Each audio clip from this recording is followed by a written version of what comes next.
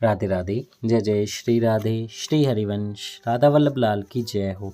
सभी संतों हरिभक्तों की जय हो। पूज्य गुरुदेव महाराज की जय हो। युगल जोड़ी सरकार की जय हो। हमारे ठाकुर जी महाराज की जय हो। वृंदावन धाम की जय हो। श्रीमद् भागवत ग्रंथ की जय हो। डोंगरे जी महाराज की जय हो। जय श्री राधे। बहुत बहुत स्वागत है आपका हमारे चैनल में।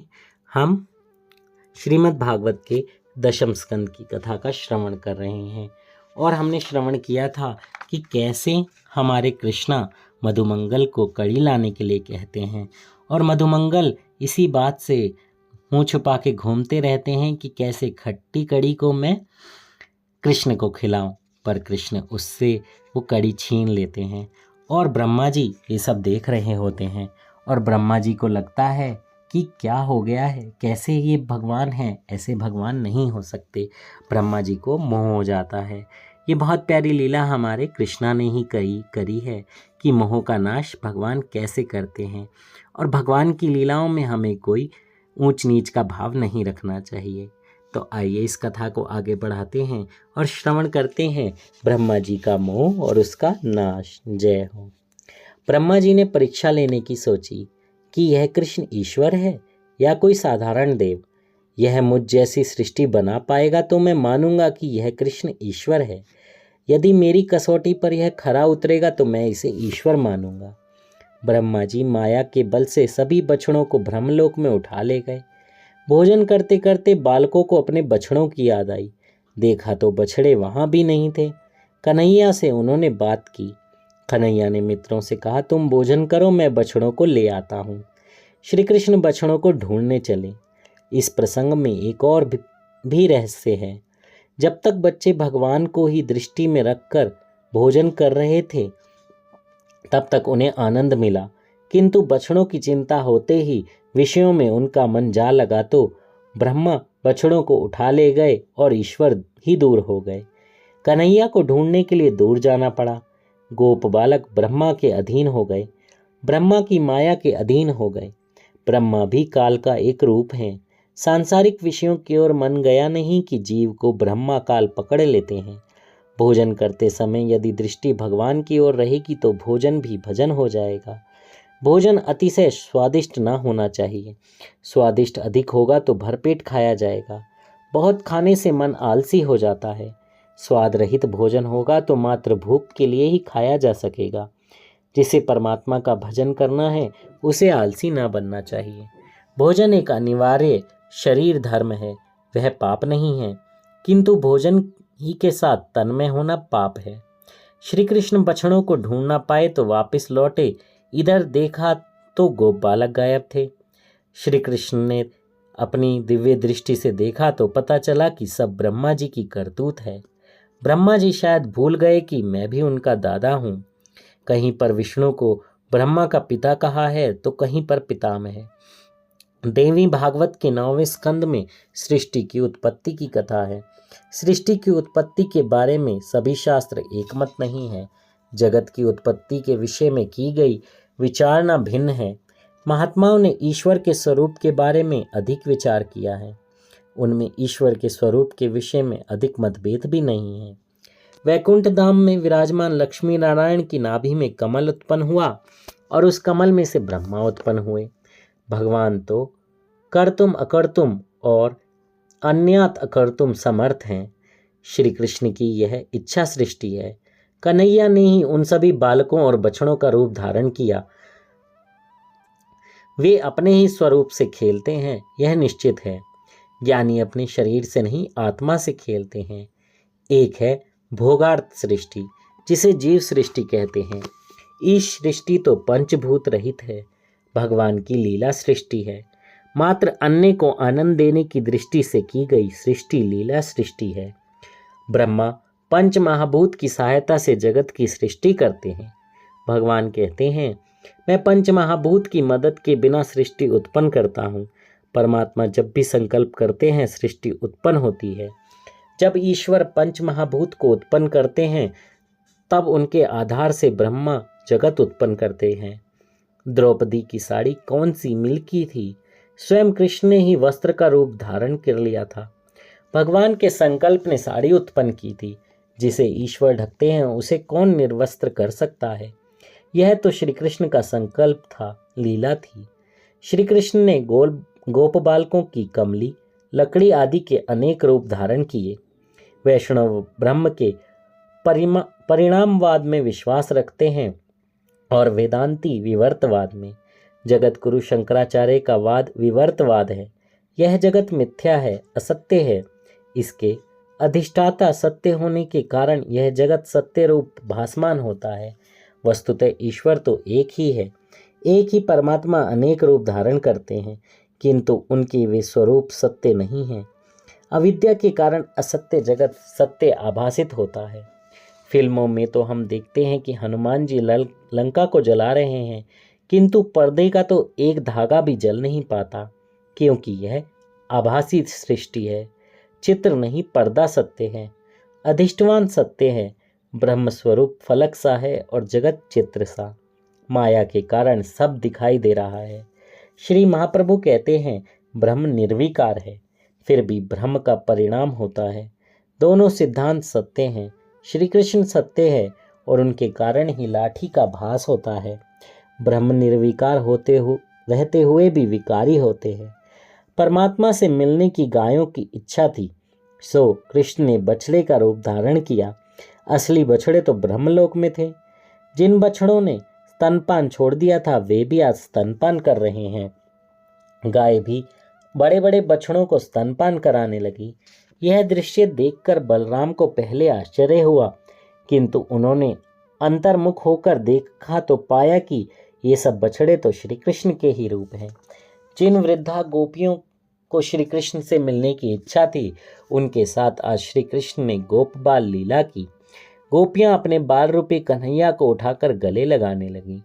गोपियों को परकिया नहीं माना गया है, परकिया भाव माना गया है। श्री कृष्ण सभी के पति हैं, सो गोपियों के भी पति हैं। इस दृष्टि से रासलीला में कोई भी गोपी परकिया नहीं थी। किसी संत ने कहा है कि ब्रज और गोकुल में कोई परकिया नहीं। कारण यह है कि प्रभु जब वत्सलीला कर रहे थे तब ऋषि शांडिल्य ने आज्ञा की थी कि इस वर्ष में भगवान श्री कृष्ण ने गोप बालकों का रूप धारण किया है, अतः यह समय सबसे उत्तम समय है। बहुत बहुत बड़ा उत्तम समय है। सब अपनी अपनी कन्याओं का विवाह कर दें। तो सभी ने अपनी कन्याओं का विवाह उन गोप बालकों के साथ कर दिया, अर्थात सभी गोपियों का विवाह श्री कृष्ण के साथ ही हुआ। सो रासलीला में परकिया नारी का प्रश्न ही नहीं उठता। श्री कृष्ण के लिए कोई भी स्त्री परिस्त्री नहीं थी। वे तो सभी के स्वामी हैं, सर्वेश्वर हैं। भगवान श्री कृष्ण ने बछड़ों और बालकों का रूप धारण करके गायों और वृद्ध गोपियों को ब्रह्म संबंध से लाभान्वित किया। जय हो, जय हो। कितनी प्यारी लीला है। भगवान ने कितनी कृपा करी अपने लोगों पे, अपने जनों पे, अपने सखाओं पे, पूरे गोकुल में। कितना आनंद। क्यों कहा जाता है, क्यों संतजन कहते हैं कि हमें भगवान से रिश्ता रखना चाहिए? क्योंकि भगवान उन रिश्तों को फिर निभाते हैं किसी ना किसी रूप में, बस हम वो रूप पहचान नहीं पाते। देखिए यहाँ पर भगवान ने गोप बालकों और बछड़ों का रूप बनाया और सबको प्रसन्न किया। तो सोचिए, जब आप भगवान से रिश्ता बनाएंगे तो क्या वो प्रसन्न नहीं होंगे? क्या वो आपका साथ नहीं देंगे? बस ये लीलाएं समझने वाली हैं, इन पर विश्वास करने वाली बात है। एक बार आपको विश्वास हो गया तो समझिए फिर सब कुछ बहुत प्यारा है। हाँ, अगर तर्क वितर्क में लगना है तो फिर उसका कोई अंत ही नहीं है। और वो भगवान की बात में ही नहीं, किसी भी बात का। आप जगत में रहते हैं, जगत की बातों को भी देखेंगे तो आप अंत में क्या कहते हैं? अच्छा चलो जाने देते हैं, अच्छा चलो ख़त्म करते हैं, ये बात ऐसी ही रहेगी। तो तर्क वितर्क में ना पड़ के भगवान की लीला का आनंद लीजिए, भगवान से एक रिश्ता जोड़िए, उनसे प्रेम कीजिए, उनके साथ रहिए। जय हो। सभी को ब्रह्म संबंधी ब्रह्मानंद का अनुभव कराया। भगवान श्री कृष्ण ने प्रसिद्ध वेद वाक्य सर्वम विष्णुमयम जगत को आज इस प्रकार चरितार्थ किया। नरसिंह मेहता ने भी गाया है, ब्रह्म लटकाम करे ब्रह्म पासे। जय हो। सर्वम विष्णुमयम गिरों वदजह सर्व स्वरूपो बभो। उस समय यह संपूर्ण जगत विश्वरूप है। यह वेद वाक्य मानो मूर्तिमंत हुआ। निज इच्छा निर्मित तनु ईश्वर है और कर्म निर्मित तनु जीव। भगवान ने इस प्रकार पूरे 1 वर्ष तक लीला की। भागवत ने ब्रजवासियों की लीला के 4 प्रकार बताए हैं। रास लीला 4 हैं। वेणुगीत प्रसंग, कुमारी का गोपियों के साथ रास, यज्ञ पत्नी प्रसंग, विवाहिता गोपियों के साथ रास, गोवर्धन लीला, वृद्धा गोपियों के साथ रास और सन्यासी प्रसंग, सन्यासिनी गोपियों के साथ रास। मुख्य रास लीलाएं इस प्रकार हैं: गोप बालकों के साथ, गायों के साथ और गोप युवतियों के साथ। अब रास का अर्थ भी देख लें। परमात्मा रस स्वरूप हैं। रसो व सह। जय हो। ये प्रसंग बहुत बहुत बहुत आनंद से सुनने वाला है और बहुत समझने वाला है। कुछ लोग इस बातों को गलत अर्थ भी निकाल लेते हैं, पर यहाँ पर आपको समझना होगा कि असली अर्थ क्या है। इस रसरूप ईश्वर के साथ तादात्म्य होना ही रास है। परमात्मा से जीव का मिलन रास है। रसात्मक ईश्वर के साथ अभिन्न भाव होना, संबंध होना ही रास है। ऐसा कौन सा जीव होगा जो ईश्वर से मिलने की इच्छा ना करता हो। इन लीलाओं को प्रभु ने सभी को मुग्ध करके रस बांटा, आनंद का आविर्भाव किया। भागवत के टीकाकार विश्वनाथ चक्रवर्ती 13वें-14वें अध्याय में लीला में तन्मय हो गए। उनका कहना है कि यह तो सर्वोदय लीला है। प्रभु ने सबको समान रूप में आनंद दिया है। श्री कृष्ण ने आज जब बालकों और बछड़ों का रूप धारण किया तो वे गोपियां और गायें पहले से भी अधिक प्यार करने लगी। अपनी अपनी संतानों को प्यार से नहलाने लगी। गायों अपने बछड़ों को दूध पिलाने लगी, चाटने लगी, किंतु तृप्त ही नहीं होती। ब्रह्मानंद में तृप्ति मिलती ही कब है। जय हो। ब्रह्मा जी पृथ्वी पर यह सब देखने के लिए दूसरी बार आए कि बालकों और बछड़ों के बिना इधर क्या चल रहा है, परंतु उन्होंने देखा कि यह सब कुछ तो पूर्ववत ही चल रहा है। वही बालक, वही बछड़े और वही श्री कृष्ण, और वैसे ही खेल कूद में मग्न हैं। ब्रह्मा जी सोच में डूब गए। ये बालक बछड़े सच्चे हैं या वो सच्चे हैं जिन्हें मैं ब्रह्मलोक में ले गया हूँ। जय हो। अन्य के साथ खेलने वाला दुखी होता है। ज्ञानी पुरुष अपने आत्म स्वरूप में ही रममाण रहते हैं। भगवान अपने स्वरूप के साथ ही खेल रहे हैं। श्री कृष्ण तो योगेश्वर हैं। कृष्ण ने एक लीला और करने की सोची। उन्होंने ब्रह्मा का रूप धारण किया और सेवकों से कहा कि एक नकली ब्रह्मा आजकल इधर उधर घूमता फिरता रहता है। यदि वह यहाँ आ जाए तो उसकी भली भांति मरम्मत कर देना और भगा देना। सोच में डूबे हुए ब्रह्मा जी जब ब्रह्मलोक में पहुंचे तो सेवकों ने उनसे कहा कि आप कौन हैं, कहाँ से आए हैं, भाग जाओ यहाँ से, इधर उधर नकली ब्रह्मा बनकर घूम रहे हो। और उन्होंने फिर उनकी मरम्मत शुरू कर दी और यही कहा कि तू नकली है, सच्चे ब्रह्मा जी तो राजप्रसाद में बैठे हुए हैं। ब्रह्मा जी ने आंखें बंद करके ध्यान में होकर देखा तो अपने ही सिंहासन पर श्री कृष्ण को बैठा पाया और सभी बालक और बछड़ों में भी उन्हीं को ही पाया। पर ब्रह्म का उन्हें दर्शन हुआ।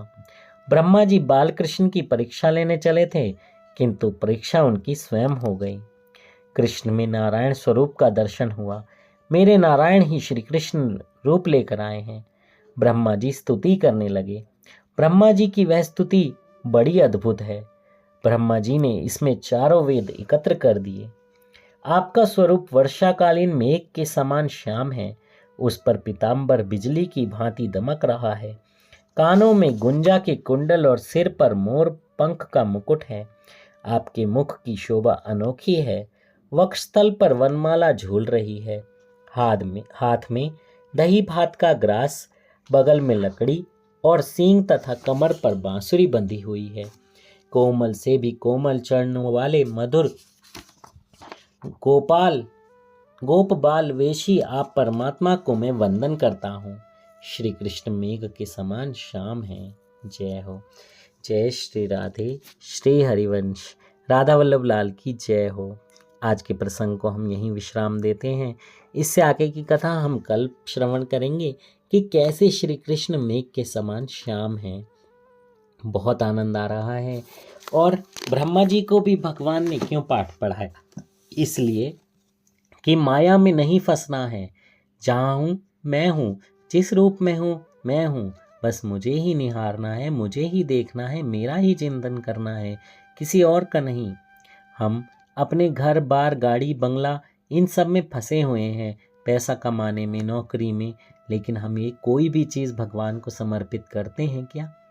हमें सबसे पहले अपने हर काम को, सुबह उठते ही अपने हर दिन को, सुबह रात को सोने से पहले अपने द्वारा किए गए हर कर्म को भगवान को समर्पित करना है।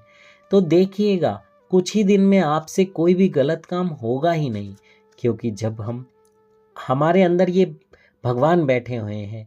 जब हम कोई गलत काम करते हैं तो हम यही सोचते हैं, रात को अगर हम उनको देने जाएंगे तो यही होगा। नहीं नहीं, हम गलत काम कैसे उनको दे दे? नहीं, अंदर की एक भावना आपके अंदर जो जगेगी, जो अंदर भगवान बैठा है वो आपको दुत्कारेगा कि गलत काम कैसे भगवान को अर्पित कर रहे हो, अच्छे काम करो। तो कुछ ही समय में आप खुद से अच्छे काम करने लगेंगे। ये लीला भी हमें यही दर्शाती है कि हमें कोई भी गलत काम नहीं करना चाहिए, या ये नहीं सोचना चाहिए कि प्रभु नहीं देख रहे हैं। प्रभु हमें हर तरीके से, हर जगह से, हर हर उससे देख रहे हैं। और देखिए, वो तो सबसे पहले हमारे अंदर बैठे हैं। जब हम कोई गलत काम करने जाते हैं या कुछ भी ऐसा हो जाता है तो हमें सबसे पहली आवाज़ हमारे अंदर से ही आती है। डर रहता है। वो डर क्या है? वो प्रभु ही है। रहता है ना, कोई चोरी करता है चोर, तो यही डर लगा रहता है, अरे पुलिस आ जाएगी, अरे कोई देख लेगा, अरे कोई पकड़ लेगा। तो क्यों? क्योंकि भगवान है अंदर। वो डरा रहे हैं, वो बता रहे हैं कि ये गलत है, ये मत करो, ये नहीं करना है। तुम मुझे प्रेम करो, तुम मुझसे प्रेम करो, सब कुछ मुझको अर्पित करो, मैं तुम्हारा कल्याण करूँगा। तो आप सब कुछ प्रभु को समर्पित कर दो, प्रभु के हो जाओ और उनसे बहुत प्रेम करो। जय हो। आशा है आपको आज की कथा पसंद आई होगी। ज़्यादा से ज़्यादा कथा को शेयर कीजिए और चैनल को सब्सक्राइब भी कीजिए। राधा वल्लभ लाल की जय हो। जय श्री राधे, श्री हरिवंश।